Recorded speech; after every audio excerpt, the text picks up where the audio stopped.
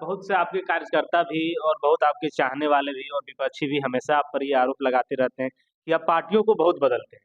इस पर क्या कहेंगे? कहीं फिर से आप बीजेपी में अगर बीजेपी आपको चांस देती है कि आप हमारे पार्टियों में आइए, हमारी विचारधाराओं से जुड़िए, तो आप बीजेपी में फिर से जाना चाहेंगे? तो आपने राजनीति को ही क्यों चुना? जी, बहुत अच्छा आप नमस्कार, आप देख रहे हैं पब्लिक डिमांड मैं पिंटू बाबू।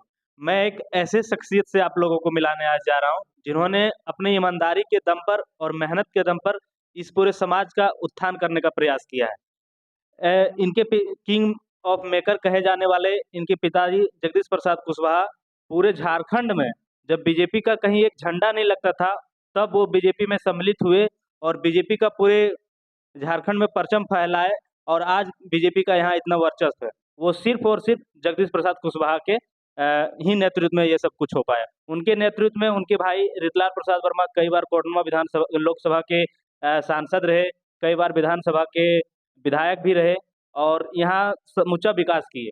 उसी के हम जगदीश प्रसाद कुशवाहा के सपुत्र जयप्रकाश वर्मा गांडे के पूर्व विधायक जयप्रकाश वर्मा और मिलाने जा रहे हैं। सबसे पहले सर आपका हमारे चैनल में बहुत-बहुत स्वागत है। धन्यवाद। अ, नमस्कार, जोहार। सर सबसे पहले हम आपके किंग ऑफ मेकर कहे जाने वाले पिताजी जगदीश प्रसाद कुशवाहा के विषय में कुछ जानना चाहेंगे।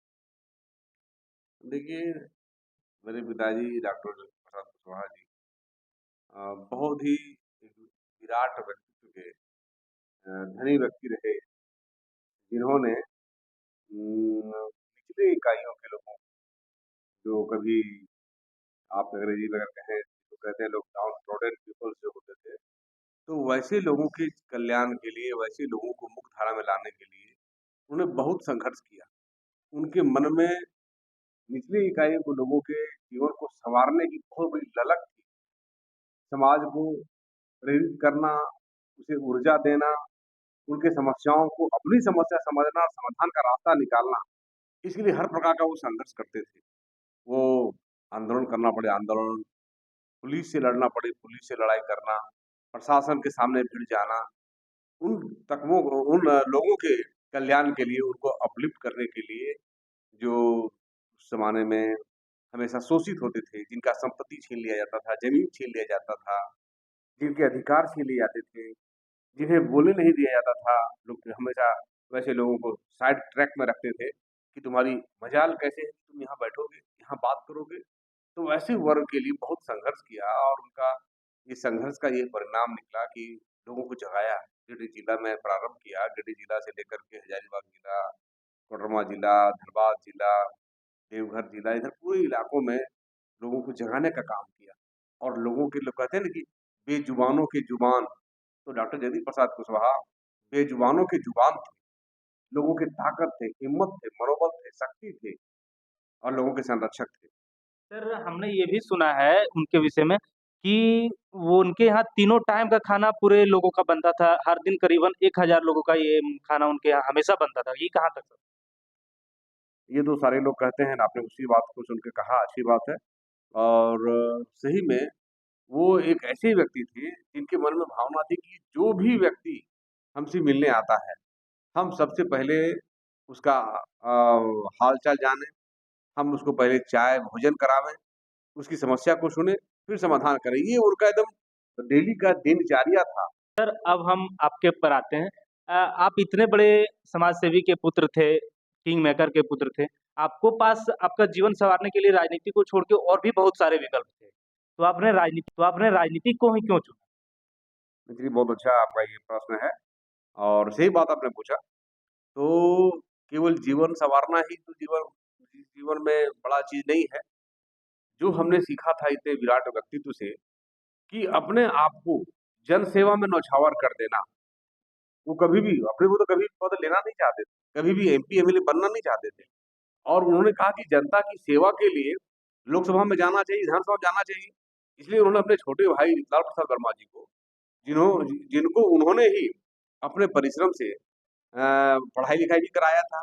वो एमए, एलएलबी थे, उनके छोटे भाई लाल प्रसाद वर्मा जी एमए, एलएलबी जगदीश प्रसाद कुशवाहा जी ने कराया और उन्होंने ही समाज के समस्या के समाधान को देखते हुए उनको वकालत से उन्होंने छुड़वाया उन्होंने कह दिया कि जीतलाल तुम वकालत छोड़ो, तुमको जनता के सेवा के लिए आना है, तुमको एमएलए बनना है, एमपी बन करके पार्लियामेंट में जनता की आवाज़ बनना है, बात बनना है, तुम उसके रहनुमा तुमको बनना है। और इस प्रकार से उनका बहुत अच्छा वकालत चलता था और वहाँ से छुड़ा करके जगदीश प्रसाद कुशवाहा जी ने अपने भाई को लाया और जनता के बीच में सेवा में भी लगाया और इसका फल भी निकला। और ये फल निकला कि वो पहले एक बार झाबुआ से एमएलए बने और फिर बाद में 77 में सांसद बने 77 में और उसके बाद लगभग 6 बार वो सांसद बने। तो आप सेवा की भावनाओं से, जनता की सेवा के पर्पज़ से आप इस क्षेत्र में आए, जी। राजनीतिक में। सब आप जब राजनीतिक में आए, तो आपके लिए ये बुनियादी तो बहुत मुश्किलों से भरा रहा होगा। क्या-क्या मुश्किलें आई आपको?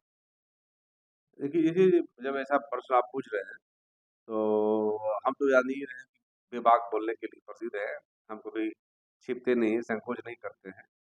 तो ये बात सच है कि हमारे पिताजी जगदीश प्रसाद कुशवाहा जी का देहांत 1999 में 27 जनवरी को हो गया और जब उनका निधन हुआ, उसके बाद हमारे जो चाचा जी जो सांसद थे रीता प्रसाद वर्मा जी, तो वो भी अपना संघर्ष कर रहे थे और परंतु उनका पूरा बेस जो था, आधार जो था, जनता के बीच में संपर्क रखना, वोटों को केंद्रित करना, वो जगदीश प्रसाद कुशवाहा जी थे, पिताजी थे।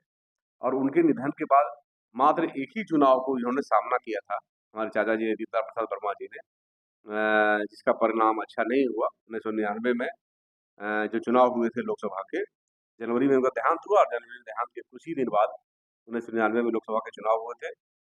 उस चुनाव में चाचा जी को जीत नहीं पाए।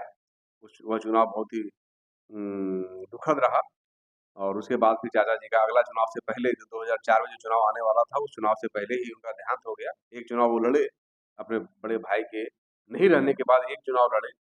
क्या है कि चुनाव में सारा कुछ तो वही करते थे, डिपेंडेंट थे अपना भैया पर, शीतला प्रसाद वर्मा जी हमारे चाचा जी, अपने भाई पर डिपेंडेंट थे और उनके रहते नहीं रहने पर एक चुनाव सिंगल वो लड़े, जो जीत में परिवर्तित नहीं कर पाए और आज मैं तो कहता हूँ 1999 के चुनाव के बाद से आज 24 साल लगभग बीत गए और 24 साल के बाद भी हम लोगों ने फिर से कोटमा लोकसभा चुनाव नहीं जीता है और ये मलाल पूरे कोटरमा लोकसभा क्षेत्र की जनता की है कि ब जहाँ से हमें सेवा मिलता था, जहाँ प्रेम मिलता था, जहाँ आदर मिलता था, लोग जाते थे तो लोगों की बात सुनी जाती थी कि भाई क्यों आए हो?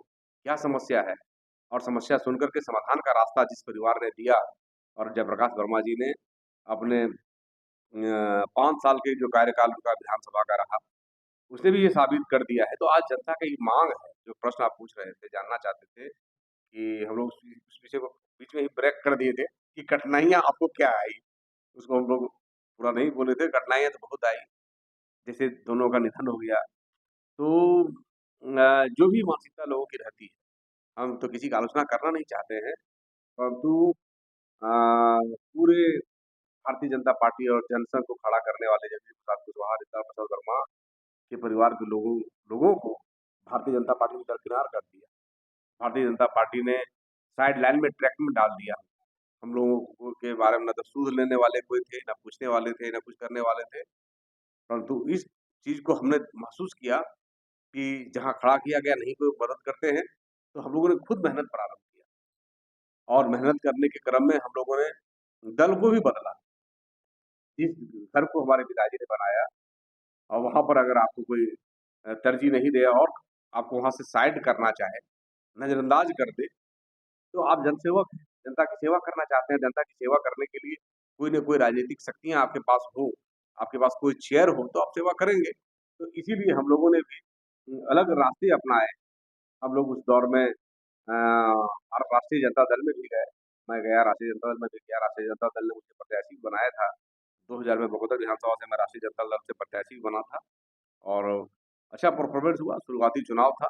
चुनाव बहुत कभी-कभी कुछ-कुछ ट्रिक से लड़े जाते हैं, जीते जाते हैं। तो हम लोग का ये पहला चुनाव था। एंटी पार्टी ने अचानक ये गंदा ट्रिक किया, गंदा प्लान किया, उस प्लान से हम लोग चुनाव को बहुत लो मार्जिन से हारे थे। उसके बाद भी हम लोग का संघर्ष जारी रहा और संघर्ष जारी रहा उसके बाद भी भारतीय जनता पार्टी हम लोगों की तरफ नज़र नहीं दौड़ाई और मैं आपको बताना चाहता हूँ कि आने वाले कालखंड में मैं चला गया था सीपीआई एमएल में क्योंकि हमने संघर्ष का रास्ता चुन लिया था। आपने संघर्ष की लंबी कहानी है। आपने प्रश्न ही संघर्ष का किया है, इसलिए इस कहानी को मैं आपके सामने रिपीट कर रहा हूँ कि और जब हम लोग वहाँ गए, तो रूट लेवल पर हम लोग गाँव-गाँव, गली-गली, कस्बा-कस्बा पैदल-पैदल यात्रा कर रहे हैं। लोगों का समस्या के लिए धरना प्रदर्शन 3 दिन भर बैठे हुए हैं। कभी जमुआ मुख्यालय में, कभी देवरी में, कभी बेगाबाद में, कभी गांधी में, विभिन्न क्षेत्रों में भी, जो भी हम लोग का संगठन का विषय आता था, तो उनके लिए हम लोग धरना प्रदर्शन कर रहे हैं, लोगों की माँग मनवा रहे हैं, लोगों की समस्या का समाधान कर रहे हैं, थाना पुलिस से लड़ रहे हैं, बहुत सारी समस्याएँ आई।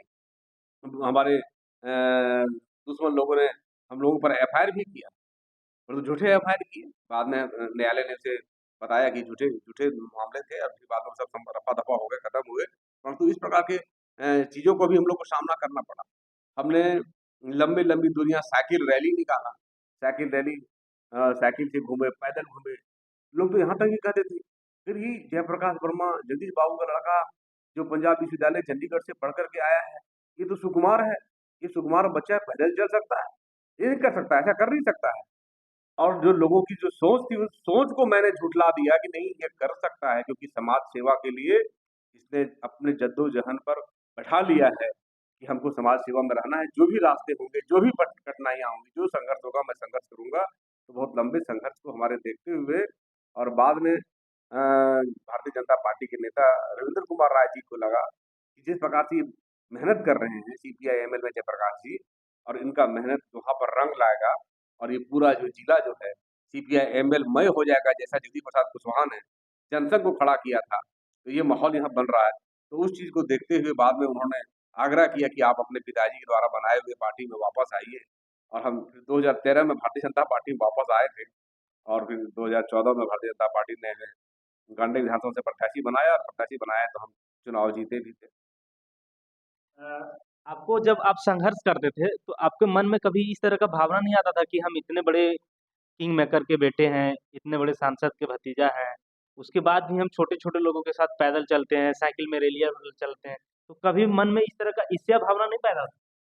नहीं, क्या है कि हम जानते थे कि जो जीवन है जो है, वो संघर्ष से भरा होता है और संघर्ष करना ही पड़ेगा। कुछ हम समाज में परिवर्तन लाना चाहते हैं।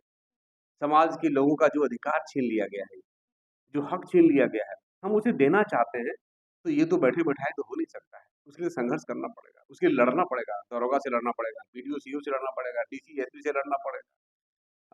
भ्रष्ट नेताओं से लड़ना पड़ेगा, भ्रष्ट पार्टियों से लड़ना पड़ेगा। तो ये चीज़ तो हम लोग जानते ही थे। बहुत से आपके कार्यकर्ता भी और बहुत आपके चाहने वाले भी और विपक्षी भी हमेशा आप पर ये आरोप लगाते रहते हैं कि आप पार्टियों को बहुत बदलते हैं। इस पर क्या कहेंगे? मैंने क्या कहा, मेरा मुख्य लक्ष्य है जन कल्याण, जनता की समस्याओं का समाधान, जनता को न्याय देना, उनके अधिकारों को उन तक पहुँचाना। हमने मेरा लक्ष्य तो वो है, मेरा लक्ष्य पार्टी नहीं है, मेरा लक्ष्य वो है और उस लक्ष्य के पाने के लिए, जनता तक उस लक्ष्य को पहुँचाने के लिए हम लोगों को जो रास्ता अच्छा दिखता है और जहाँ पर हम लोग को सम्मान मिलता है, जहाँ प्यार मिलता है, हम लोग ऐसी जगह पर जाते हैं। कहीं फिर से आप बीजेपी में अगर बीजेपी आपको चांस देती है कि आप हमारे पार्टियों में आइए, हमारी विचारधाराओं से जुड़िए, तो आप बीजेपी में फिर से जाना चाहेंगे? नहीं, वैसा मेरा कोई विचारधारा नहीं है। मैंने कहा कि जिस प्रकार से भारतीय जनता पार्टी में आदमी ठीक है, आपने पूछा कोई जाना चाहे, परंतु आज जो स्थिति दिख रही है ना, मैंने कहा कि जहाँ पर अच्छा होता है, जहाँ न्याय होता है, तो भारतीय जनता पार्टी को जो हम लोग कहते थे या सोचते थे, परंतु भारतीय जनता पार्टी में ऐसा दिखाई पड़ता नहीं है। मैं खुद इस बात का गवाह हूँ, जब हमने भारतीय जनता पार्टी के बड़े नेतृत्वकर्ताओं को मैंने कहा कि झारखंड राज्य में पिछड़ों के लिए आरक्षण की व्यवस्था मात्र 14% है, कुछ जिलों में तो 4% है, कुछ में 0 है, तो यहाँ पर 27% आरक्षण लाना चाहिए। मैंने अमित शाह जी से इस बारे में चर्चा किया, मैंने पार्टी के और वरिष्ठ नेताओं से भी चर्चा किया, रघुवर दास जी मुख्यमंत्री थे, उनसे चर्चा किया, तो तमाम लोग हम लोग को फटकार देते थे। कभी हम लोग को बात पर तरजीह नहीं देते थे। जब हमने कहा कि इस राज्य के लिए एक अच्छा नियोजन नीति बनाया जाना चाहिए, तो उसके लिए भारतीय जनता पार्टी कभी आगे नहीं आई। तो कि नीतियाँ खराब हो गई आपके विचार से। खराब हो गई है, खराब है, मैं तो प्रमाण के साथ बता रहा हूँ। आप अभी पूरा मीडिया छिपाना चाहते हैं बहुत लोग, भले ठीक है आप नहीं छिपाते हैं, पर बड़े-बड़े मीडिया इसी को छिपाना चाहते हैं, वो भी शामिल है, परंतु बहुत सारे लोग लगातार इस बात को कह रहे हैं। पूरा कोर्ट कह रहा है, कोर्ट ने कह दिया, आपने सुना भी होगा कोर्ट ने कह दिया कि इलेक्टोरल बॉन्ड क्या है, कितना बड़ा घपला हुआ है। आप देख सकते हैं। अ, आप जेएमएम से कोटरमा विधानसभा लोकसभा से चुनाव लड़ रहे हैं। लड़ रहे हैं? निश्चित रूप से जब पार्टी मुझे प्रत्याशी बनाएगी तो मैं ज़रूर लड़ूँगा, क्यों नहीं लड़ूँगा? बनाएगी कन्फर्म मतलब है या फिर इसमें भी कुछ सस्पिशन? देखिए, कन्फर्म तो पूरा है, परंतु जब आपने क्वेश्चन पूछा और क्योंकि जब पार्टियाँ घोषणा करती है, तो उसके बाद में कहा जाता है कि भाई घोषित कर दिया। तो इसीलिए जब घोषणा करेंगे तब ना कब बन गए आप। इसलिए मैंने मतलब अभी संभावना जता रहे हैं कि आप कोडरमा लोकसभा से जेएमएम पार्टी से लोकसभा का चुनाव लड़ेंगे। हाँ, संभावना नहीं, मैं 100% लड़ूँगा, क्यों नहीं लड़ूँगा? लड़ूँगा ही। किन मुद्दों के साथ आप जनता के बीच में आइए? जनता के साथ मैं आऊँगा, हमको जनता का अधिकार मिले, जनता के लिए जन नेता जो है इनकी समस्याओं का समाधान का रास्ता निकाला जा सके। हमने देख रहे हैं कि हमारे लोग पलायन के लिए मजबूर है। यहाँ पर लोकल स्तर पर कोई उद्योग की स्थापना नहीं है। ठीक है, बड़ा उद्योग की स्थापना आप मत करिए, आप कुटीर उद्योग की स्थापना करिए। आप कुटीर उद्योग अगर हम गाँव-गाँव में देंगे, तो वही काम तो हमारे लोग जाके बाहर कर रहे हैं, कलकत्ता में कर रहे हैं, सूरत में कर रहे हैं। तो वो तो कुटीर उद्योग हम तो यहाँ लोकल लोगों को दे सकते हैं। तो मेरी तो प्राथमिकता होगी कि हम स्थानीय स्तर पर अपने कुटीर उद्योगों की जो स्थापना बहाल करने की जो व्यवस्था हो सकती है, हम वो व्यवस्था लाने के लिए यहाँ प्रयास करेंगे और लोगों का पलायन रोकेंगे, क्योंकि हम जानते हैं कि जब हमारे लोग बाहर जाते हैं, तो किस प्रकार का कष्ट भरा जीवन जीते हैं। हमने देखा है, हम गए हैं, सूरत में एक छोटे-छोटे से कमरे में 10-10 लोग रहते हैं, वहीं रहते हैं, वहीं खाना बनाते हैं। कैसा जीवन जीना पड़ता है। अपने घर परिवार, माँ-बाप से दूर, पति-पत्नी और बच्चों से दूर जाकर के जीवन को कितना नरकीय जीवन जीते हैं, ये हमने देखा है और हम लोग प्रयास करेंगे कि हमारे लोग रोज़गार के लिए बाहर पलायन ना करें। यहाँ स्थानीय स्तर पर हम उन लोगों को रोज़गार देने का भी कोशिश करेंगे और जो कृषि कार्य है, जिस कृषि कार्य में हमारे लोग रहते थे पहले, अपना जीविकोपार्जन करते थे, आज कृषि कार्य में जो गिरावट आई है, संसाधन के अभाव में, सरकार के उदासीन रवैये के कारण, तो कृषि कार्य को भी मजबूती से यहाँ बढ़ाया जा सके, ताकि लोग कृषि कार्य से भी जो जीविकोपार्जन करते थे, तो बेहतर आप अक्सर देखा गया है कि गाँव घर के लोग छोटे से छोटे कार्यक्रम रहता है या फिर वो अमीर हो या फिर वो गरीब हो, छोटे से छोटे कार्यक्रम में भी आप लोगों के बीच पहुँच जाते हैं। मैंने पहले भी तो कहा कि जब तक आप लोगों के साथ खड़े नहीं होंगे, सुख में या दुःख में, तो फिर आखिर आप क्या समाज सेवा कर रहे हैं? तो लोगों की जो बातें होती है, जो माँग होती है, कोई तकलीफ में है, कोई इलाज के लिए परेशान है, हम लोग उनके साथ खड़ा होकर के संबंधित हॉस्पिटल में बात करते हैं, वहाँ रास्ता बताते हैं और समाधान के लिए पदाधिकारियों को कहते हैं कि भाई कुछ ऐसा करना चाहिए। कोई और भी किसी प्रकार से कोई समस्या से ग्रसित है, आपसी कोई लड़ाई से ग्रसित है, तो ऐसे लोगों के बीच में खड़ा रह करके उनका समाधान करना। कुछ लोग कहीं-कहीं विकास के कुछ मामले में अनिवार्य आवश्यकता है, तो वैसे जगहों पर लोगों को खड़ा होकर के समस्या का समाधान करना। तो उसमें भी हम दुःख में भी जाते हैं और हम सुख में भी जाते हैं। कोई शादी-विवाह का अवसर होता है, कोई छोटे-छोटे पार्टियाँ यहाँ तक कि बर्थडे में भी आप पहुँच जाते जो वही वही वही मैंने कहा कि हम लोग सुख के भी साथी हैं, दुःख के भी साथी हैं और हैं। आप विपक्षियों के लोगों को जो आपके विचारधारा के विपक्ष हैं, आपके पार्टी के विपक्ष हैं, अक्सर उनके यहाँ भी आपको हमने देखा है। हाँ, तो जिसने भी बुलाया है, व्यक्ति कोई व्यक्ति को खराब नहीं होता है ना, व्यक्ति खराब नहीं होता है और जिसने भी मुझे प्रेम से बुलाया, मैं वहाँ चला गया। आप अर्थात प्रेम के भूखे हैं, चाहे वो अपना हो या पराया हो। जो जी, प्रेम दिया, उनके साथ हम खड़े हैं। जी, जी, नहीं हम लोग इसी तरह का भाव रखते हैं। हम लोकसभा से सांसद बन गए, तो सबसे पहले आप क्या काम करेंगे कोडरमा के लिए? आपने तो पहले भी क्वेश्चन पूछा ही था, मैंने बताया था, हम लोगों के जो डिमांड है, लोगों की जो माँग है, हम लोग लोगों से विभिन्न क्षेत्रों में हम लोग बैठक करेंगे, प्रखंड स्तरीय बैठक करेंगे, प्रखंड स्तरीय बैठक करके लोगों का एक जो राय है, कैसे जीवन बेहतर होगा, हम लोगों से भी राय लेंगे और उस इलाका में जो लोगों का मंतव्य आएगा, उस मंतव्य के आधार पर हम वैसा वहाँ काम करने का प्रयास करेंगे। ये लंबा प्रोसेस हो गया, फिर भी अभी जैसे आप हर टाइम फील्ड में हैं, फील्ड में लोगों के दुःख से अवगत हैं, तो अभी आपकी नज़र में ऐसा क्या है कि आप जैसे आपके पास पावर आए और आप उन समस्याओं को तुरंत छुटकारा दें? तो मैंने तो पहले भी कहा कि कुटीर उद्योग की स्थापना करना, लोगों के लिए खेती के अच्छे अवसर पैदा करना, तो इन चीज़ों के लिए हम लोग करेंगे और विकास का सबसे मुख्य ज़रिया शिक्षा है, शिक्षा से ही विकास संभव है, तो शिक्षा के लिए आप क्या कदम उठाएँगे? जैसे शिक्षा बहुत बढ़िया बात आपने कहा, शिक्षा सबसे बड़ा चीज़ है, जब जो शिक्षित होंगे तो आगे बढ़ेंगे। तो शिक्षा हमारे इलाका में पर्याप्त ज़रूर दिया गया है। आप देख रहे होंगे हर एक गाँव को सर्वजन पेंशन योजना थी सॉरी सर्व शिक्षा अभियान वही मैं कहना चाह रहा था। सर्व शिक्षा अभियान से जोड़ा गया है। परंतु समस्या क्या है कि यहाँ पर लापरवाही हो रही है, उसे चेक नहीं किया जा रहा है। वहाँ जिनको ज़िम्मेवारी दी गई है विद्यालय में बच्चों को पढ़ाने के लिए, वो अपनी ड्यूटी नहीं निभा रहे हैं। उसके ऊपर आप कोडरमा लोकसभा के जो सारे मतदातागण हैं, जनता है, उनसे आप क्या अपील करिएगा? कोडरमा मतदाता से मैं ये अपील करूंगा कि जो चुनाव है 5 वर्षों में एक बार आता है और इस समय जनता को बहुत अच्छा निर्णय लेना पड़ता है। और हम जो कहते हैं कि जो जज के बारे में चर्चा करते हैं, न्यायाधीश के बारे में चर्चा करते हैं कि भाई जज कैसा फैसला लेगा, जज क्या करेगा, तो मैं कोडरमा की जनता को न्यायाधीश समझ रहा हूँ और न्यायाधीश हैं वो, और जनता जो है जो मालिक होती है, जनता जनार्दन होती है और जनता जज की कुर्सी पर आज बैठी हुई है। तो ऐसे महान जजों से, महान न्यायाधीशों से मैं कहना चाहता हूं कि मत डालने से पहले आप तमाम चीजों पर मूल्यांकन करें कि कौन कौन सा कैंडिडेट चुनाव में खड़ा है और कौन सा कैंडिडेट कैपेबल होगा, कौन सा कैंडिडेट योग्य होगा, जो आपके सपनों और अरमानों के साथ चलेगा, आपका मित्र बनकर चलेगा, आपका भाई बनकर चलेगा, आपका सहयोगी बनकर चलेगा। इन तमाम चीजों का मूल्यांकन करते हुए किसके साथ क्या विशेषता है, कौन सा प्रतिनिधि का चरित्र क्या है, उसका व्यक्तित्व क्या है, इन तमाम चीजों को जनता जनार्दन जज करे, जनता जनार्दन इस चीज पर निर्णय करे और निर्णय करके तब ठोस फैसला ले। मैं यही अपील जनता से करना चाहता हूँ। गांडे विधानसभा के जयप्रकाश वर्मा के विचारों से अवगत हुए, इनके विचारों से आप कितने सहमत हैं हमें कमेंट सेक्शन में बताइए। हम मिलते हैं आपको नए वीडियो में। जनता जनार्दन की जय।